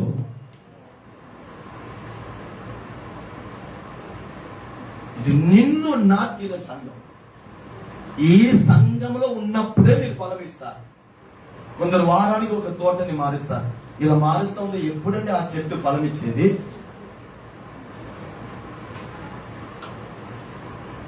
ఇక్కడ చిన్న ఒక మొక్క వచ్చింది, వారం అయిపోయిందా, ఆ పక్కన ఇంకొక భూమిలో ఆడ ఒక వారం, ఇలా తీసి తీసి ఆడాడ పెడతా ఉంటే ఎప్పుడు ఆ చెట్టు ఎదిగేది, ఎప్పుడు ఫలం ఇవ్వాలి చెప్పండి?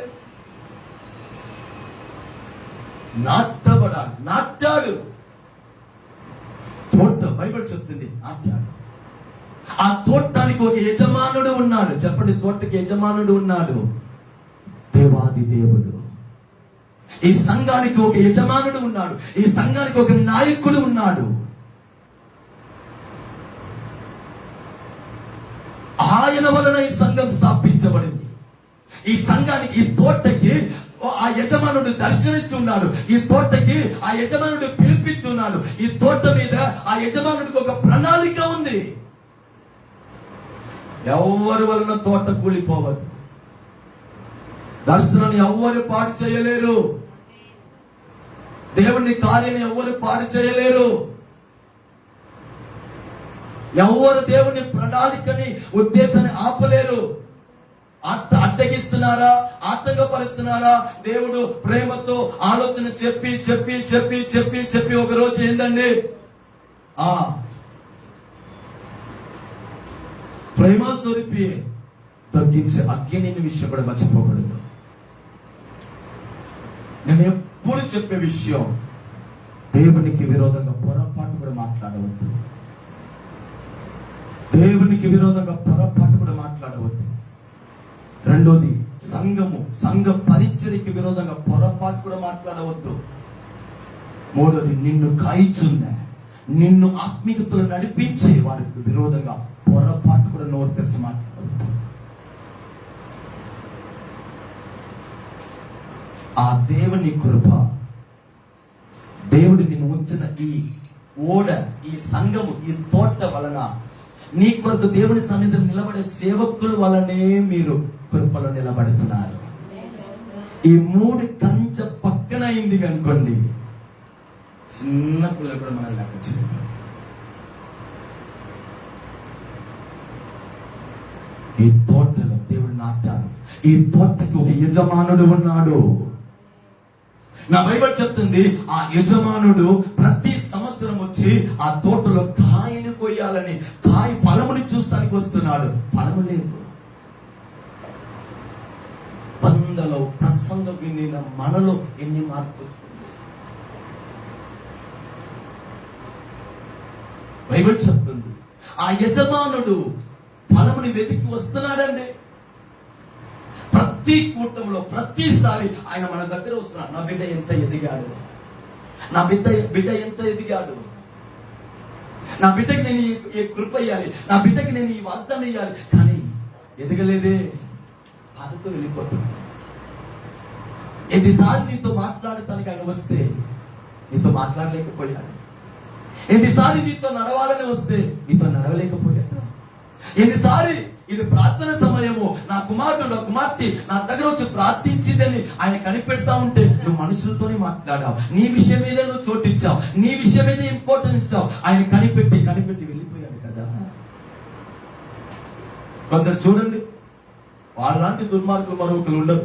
బైబిల్ని చేతిలో పెట్టుకుంటారు, బైబిల్ చదవాలని బైబిల్ తీసుకుంటారు, బైబిల్ చదవాలని అది తీసుకుంటే ఒక ఫోన్ వచ్చి ఉంటారు. బైబిల్ చదవాలని బైబిల్ తీస్తే చదవాలా వద్దా? అబ్బా కొంచెం సెలవుడు ఉంది, అబ్బా కొంచెం టైం ఉందిలే అని బైబిల్ చదువు తీసేటప్పుడు ఫోన్ వచ్చిందంట. సరే ఫోన్ తీసి ఈ టైం కొంచెం నాకు ప్రేయర్లో ఉంటాం, వాక్యం చదవాలి, 1 గంట తర్వాత నేను ఫోన్ చేస్తానని చెప్తే ఏదైనా పొరపాటు కూడా చెప్పాలి. అది చెప్పేస్తే పెద్ద పాపం లాగా వీరికి ఫీలింగ్. చెప్పరు. తీసిన బైబిల్ని పక్కన పడేసి ఇంకా గంటలు ముచ్చట్లు.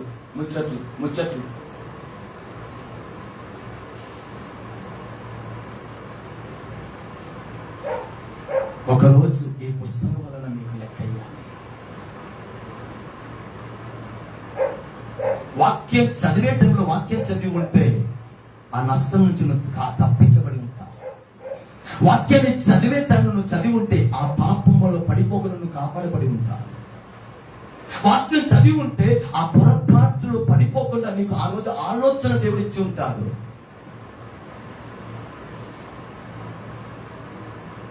బైబిల్ చెప్తుంది, యజమానుడు తోటలను నాటాడు, కాయను ఫలముని వెతుకుతున్నాడు. చూశాడు. సౌలుకి దేవుడు ఎన్నో అవకాశం ఇచ్చాడు. ఎన్నో అవకాశం. సౌలుని గురించి బైబిల్ మాట పరాక్రమశాలి కూలిపోయాడని దావీదు ఏడుస్తున్నాడే. మామూలు విషయం కాదు. మీకు ఆ సత్యం మీకు అర్థం అవ్వదు. ఇజ్రాయేలులోనే ఎత్తైన వాడు సౌలు. కృప వలన సింహాసనంలో దేవుడు అమర్చబెట్టాడు. తండ్రి గాడిదని వెతుక్కొని వెళ్ళిన వారిని రాజుగా మార్చాడు, అధికారం ఇచ్చాడు, సైన్యమునిచ్చాడు, సింహాసనంనిచ్చాడు, కిరీటంనిచ్చాడు, జనసమూహాన్నిచ్చాడు, ఘనతనిచ్చాడు, పరిపాలన ఇచ్చాడు, అభిషేకం ఇచ్చాడు, జయం ఇచ్చాడు. ఎవరికి? గొప్ప మేధావిగా తండ్రి గాడిదని వెతుక్కొని వెళ్ళిన వాడు కదా. ఇంత గొప్ప స్థానముని కృపనిగిస్తే దానిని దాచిపెట్టలేకపోయాడు. మనుషులకి భయపడి అబద్ధము, నిర్లక్షణ, చిన్న తప్పులు సాకుల వలన అశ్రేష్టమైన కిరీటాన్ని, అభిషేకాన్ని, స్థానాన్ని పోగొట్టుకున్నాడు. దావీదు ఏడ్చేటప్పుడే అంటారు, ఇజ్రాయేల్లో సింహము లాంటి వాళ్ళు కూలిపోయారు, పరాక్రమశాలి కూలిపోయాడని దావీదు రొమ్ము కట్టుకుని ఏడుస్తున్నాడు. ఒక ఆత్మీకుడికే ఇంకొక ఆత్మీకుడి విలువ తెలుసు. ఒక ప్రార్థన పూరుడికే ఇంకొక ప్రార్థన పూరుడి విలువ తెలుసు. సంఘాన్ని కనపరిచేవాడే ఇంకొక సంఘాన్ని కనపరిచేవాడి విలువ తెలుసు. వాక్యాన్ని ప్రేమించేవాడే వాక్య విలువ తెలుసు. నువ్వు ఒక సరి అయిన విశ్వాసి అయితే నీ పక్కన ఉన్న విశ్వాసి బలహీనంగా పోతున్నాడంటే నీ మనసు ఒప్పుకోదు. ఆయన మరలా విశ్వాసంలో లేపుటకు నువ్వు ప్రయత్నం చేస్తావు. సంఘ విలువ నీకు అర్థమైతే, ఒక వ్యక్తి సంఘానికి రాలేదంటే నువ్వు వెళ్ళి దర్శించి మాట్లాడి మరలా సంఘానికి తీసుకొస్తావు. నీకు విలువ తెలిస్తే. దేవుడు ఎన్నోసారి బైబిల్ చెప్తుంది, సౌలుని దేవుడు తీసివేసి తన హృదయానుసారమైన దావీదుని దేవుడు కనుక్కున్నాడు. ఎన్నో అవకాశం ఇచ్చాడు కదా. ఈ సంవత్సరం ఫలం ఇస్తాం, ఈ సంవత్సరం ఫలం ఇస్తాం, ఈ సంవత్సరం ఫలం ఇస్తాం, ఈ సంవత్సరం నా సేవలు చేస్తాం, ఈ సంవత్సరము ఏంటంటే నాకు ఇష్టానుసారంగా ఉంటాం, ఈ సంవత్సరం లోపడతామని కనిపెట్టి యజమానుడు ఒక తీర్మానానికి వచ్చాడు, ఇంకా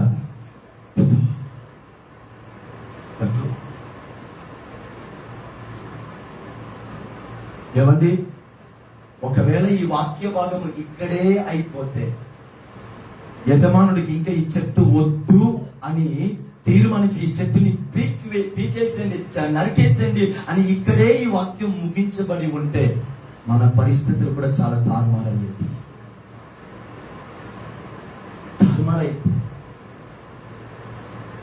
ఇక్కడ ఇటువంటి పరిస్థితుల్లో దేవుని కృప మన కొరకు ప్రత్యక్షం అవుతుంది.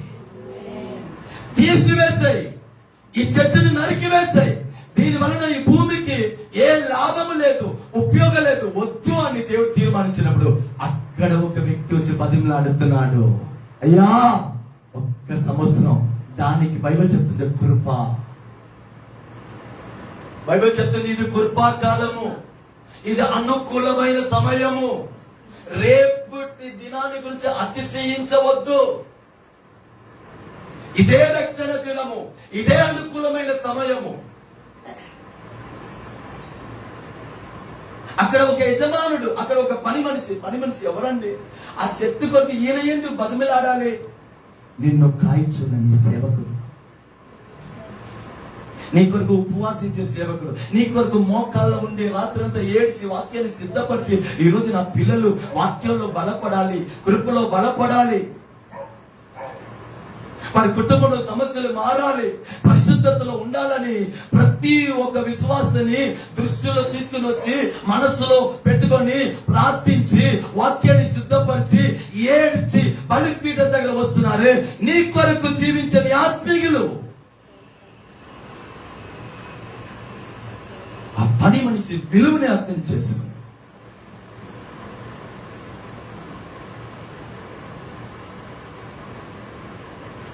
రోజు ఒక కూడికలు జరుగుతూ ఉంటే ఆ కూడిక అక్కడ పెట్టకూడదని ఆ ఇంటి యజమానుడు ఎంత గోల చేశాడు. సేవకులకి విరోధంగా మాట్లాడుతున్నాడు, బూతులు మాట్లాడుతున్నాడు, అక్కడ ఉన్న వారు అందరు చూస్తున్నారు. కూటాలు పెట్టకూడదు. భార్య వచ్చి అయాల మాట్లాడవద్దంటే భార్యని చీపురి కట్టి తీసుకొని భయంకరంగా కొట్టాడు. సేవకుడిని బూతులుగా తిప్పుతున్నాడు. ఆ ప్రార్థనని అక్కడ పెట్టుటకు ఆయన అనుమతించట్లేదు, మాట్లాడుతున్నారు. ఎవరు చెప్పినా అందరికి విరోధంగా మాట్లాడుతున్నాడు, గొడవ పెట్టుకుంటున్నాడు. ఎట్లా పెట్టు ఆ రోజు ఆ ప్రార్థనని ముగించేశాం. ఆకాశ మందిరైన దేవుడు నీతి గల దేవుడు కనుక ఏమైంది తెలుసా అండి, కుటుంబం చెలరికి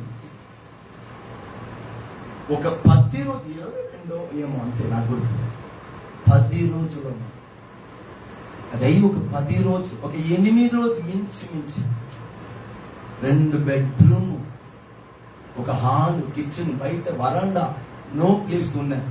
ఆ ఇంట్లో 8 రోజే ఉండగలిగాను. కుమార్తె జీవితం తారుమారైపోయింది, కుమార్తె జీవితం తారుమారైపోయింది. ఇప్పుడు కూడా నేను ఈ వారంలో కూడా నేను పోయిన ఆదివారం సోమవారం కూడా నా భార్యతో చెప్పాను, ఆ తల్లిదండ్రులు ఎక్కడ ఉన్నారు ఒకసారి మనం వెతుక్కుని వెళ్తాం, పలకరించి వస్తాం, ఏదో వారికి చిన్న సహాయం చేసి వస్తాం.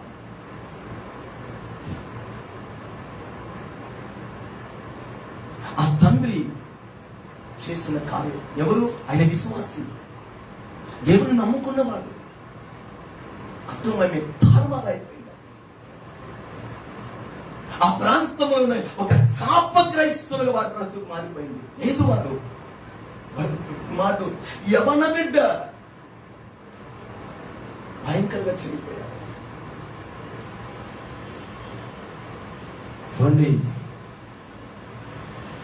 దేవుని ఉగ్రత, దేవుని కృప నీ మీద దేవుని కోపం నీ మీద రాకుండా నీ కొరకు మధ్యవర్తిగా నిలబడేవారు నీ సేవకులు. ఈ భూమిలో నీ కొరకు భారము పడేవారు, నీ కొరకు ఏడ్చేవారు నీ సేవకులు తప్ప మరొకరు ఈ భూమిలో ఉన్నారు. నీ కొరకు తన కడుపుని చంపుకున్నవారు వారే, నీ కొరకు తన సుఖాన్ని మానుకున్నవారు వారే, నీ కొరకు తన కుటుంబ కార్యక్రమాలను కూడా వదులుకున్నవారు వారే,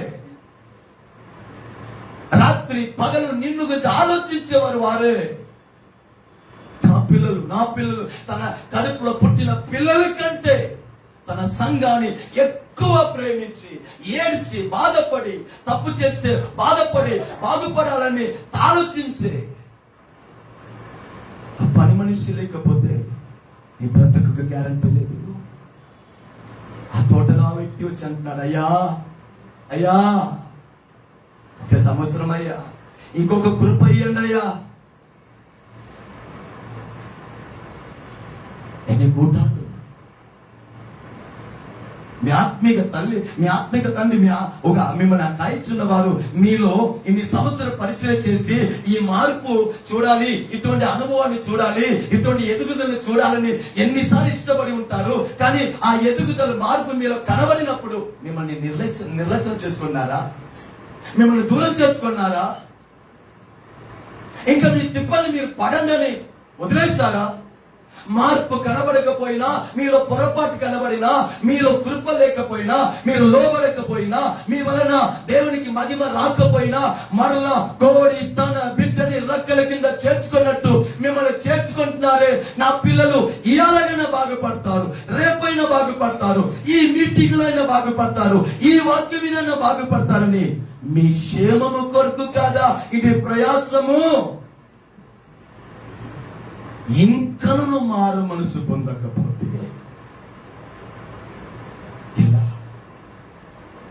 ఆయన చెప్తుంది, ఆ వ్యక్తి వచ్చి ఏడుస్తున్నాడు, అయ్యా 1 సంవత్సరం కృప అయ్యండి అయ్యా, నేను ఇంకా కొంచెం కష్టపడ్డా, 3 సంవత్సరాలు నేను కష్టపడ్డాను, కావలసినదన్నీ చేశాను, నీ మాటకి న్యాయమే, కానీ ఈ సంవత్సరం అయ్యా కృప. దేవుని కోపము ఉగ్రత నీ మీద రాకుండా కృప కొరకు నీ ఆత్మీయతలు వేడుకుంటున్నారు కనుక నువ్వు కూర్చున్నావు. ఏడుస్తున్నాడు, కృప అయ్యా 1 సంవత్సరం అయ్యా. ఆ పని మనిషి బాధని ఏడుపుని చూసి ఇంకొక సంవత్సరం నువ్వు అనుకున్నట్టు చేయి, నేను కోపపడునులే, ఈ చెట్టుని నరికివేయనులే, ఈ చెట్టుని తోట నుంచి తొలగించనులే, సరే ఎవరో ఒకరు నీ కొరకు ఏడుస్తున్నారు. నా బలము, నా చదువు, నా ప్రయాసము, నా టాలెంట్, అందుకే ఇలా నేను ఉన్నాను అనుకుంటున్నారా? తలపుని తీసివేయండి. నీ కొరకు ఎవరో ఏడుస్తారు.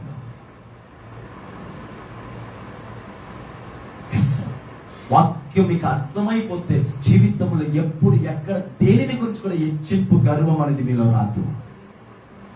వాక్యం మీకు అర్థమైపోతే, ఆత్మీయులు మీకు అర్థమైపోతే, మీకు సేవ చేసే వాళ్ళు మీకు అర్థమైపోతే, జీవితంలో ఎంత నేను తగ్గించుకొని ఎంతగా ఆత్మ విషయంలో ఆత్మ ఫలము పొందిన వారు నువ్వు ఉండగలుగుతావో అంతగా నువ్వు ఉంటావు. మీద ఒకరు ఏది చూపించినట్టు నీ జీవితం ఉండదు. నీ అందు దేవుడు బాధపడినట్టు నీ జీవితం ఉండదు, మారిపోయింది. ఒక వ్యక్తి ఏడుస్తున్నాడు. ఈ 3 రోజు కూడా అందుకే ఎలాగైనా కొంచెం మార్పు, ఎలాగైనా సంఘంలో మారిపోవచ్చు రాదా, ఎలాగైనా నా పిల్లలు ప్రార్థనలు ఆత్మీయతలో సేవలో కొంచెం ఎదగలేదా, ఎలాగైనా దేవుడు కొంచెం నా పిల్లల్ని దర్శించలేడా, ఎలాగైనా నా పిల్లలు స్థితిగతులు మారదా, ఎలాగైనా సరే నా పిల్లలు దేవుడి దగ్గర రారా.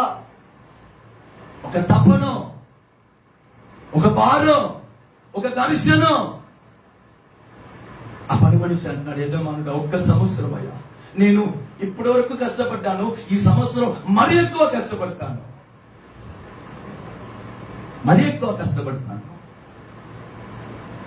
గంట ప్రార్థించాను, ఇంకా గంట ప్రార్థిస్తాను, ఎలాగైనా సరే ఖాళీ జరగాలి. అప్పుడు బైబిల్ చెప్తుంది, నువ్వు అనుకున్నట్టు చేయండి, మరలా ఆయన మొదలు పెట్టాలంట. ఆ మాటను చెప్పి ముగిస్తున్నాడు. ఒక్కవేళ ఫలం ఇయ్యకపోతే మీరు చెప్పినట్టు ఈ 1 సంవత్సరం బైబిల్ చెప్తుంది ఇది కడవరి దినము. 1 సంవత్సరం బైబిల్ మాట్లాడుతుంది కడవరి దినము, ఇది కృపాకాలము. కృపాకాలం యేసయ్య రాకడ సమీపంగా ఉంది. మధ్య ఆకాశంలో రారాజు యేసయ్య రాబోతున్నాడు. ఈ 1 సంవత్సరం ఈ కడవరి దినము. ఎప్పుడైనా ఆయన పాదముని, ఆయన వాక్యాన్ని పట్టుకొని, ప్రభువా ఈ రక్షించబడ్డాను, మారమనసు పొందాను, దీనికి తగినట్టు నా స్వభావము, నా బ్రతుకు, నా ప్రవర్తనలు, నా నడవడికలు, నా మాటలు, నా స్వభావము ప్రభువా నీకు ఇష్టానుసారంగా, ప్రభువా ఒక విశ్వాసిగా నేను బ్రతుకుతాను అని మీరు అప్పగిచ్చేటప్పుడు దేవుడు మన యందు ఆనందించి మనని మరలా కృప నిలబెడుతున్నాడు. బట్టలు మార్చుకోవచ్చు, ఇల్లుని మార్చుకోవచ్చు, వస్తువుని మార్చుకోవచ్చు. రాకడ ఒకే ఒకసారి. ఇదే కృపాకాలం. ఈ కాలములో ఈ ప్రయాసాన్ని అర్థం చేసుకొని ఫలమించే వారుగా మీరు మారుటకు మిమ్మల్ని అప్పగించండి. 2nd ప్లేస్ లో ఉన్న కార్యాన్ని 2nd ప్లేస్ లో పెట్టండి. మొదటి స్థానంలో ఉన్న కార్యాన్ని మొదటి స్థానంలో పెట్టండి. ఏ విషయాన్ని దేవుడు మీతో మాట్లాడుతున్నాడో ఆ విషయాన్ని మొదటి స్థానంలో పెట్టండి. ఆయన కృపని పట్టుకోండి. ఇక 1 సంవత్సరం ఇది కడవరి దినం. ప్రవచనలు నెరవేరుతుంది. ప్రవచనలు మన కన్ను ముందు నెరవేరుతా ఉంది.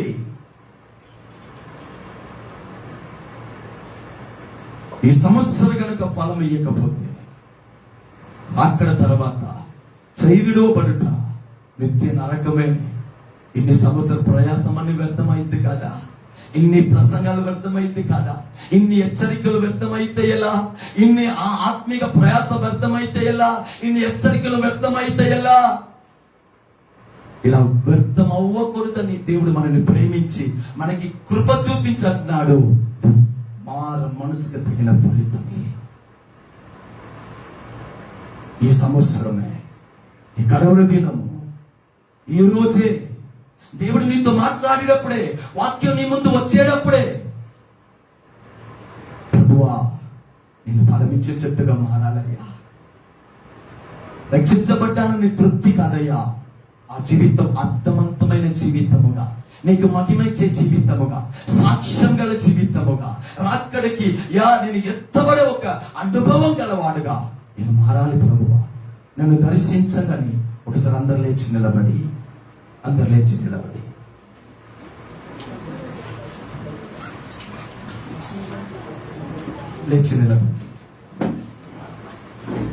Praise the lord. Hallelujah. Praise the lord. Hallelujah.